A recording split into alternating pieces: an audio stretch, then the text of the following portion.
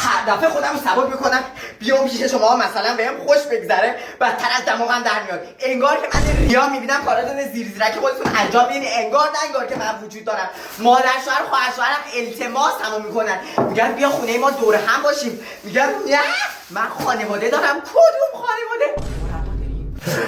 میدم که آلوالوه مرد شورتون رو ببرم خودم برمیدارم.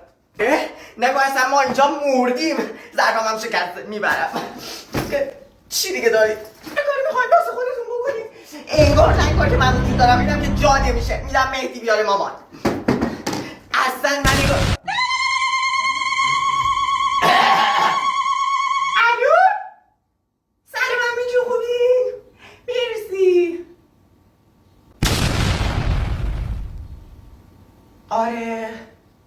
آره بله همونجا باشه. میگم تماس بگیرن. اینم ترنمان بعدیتون.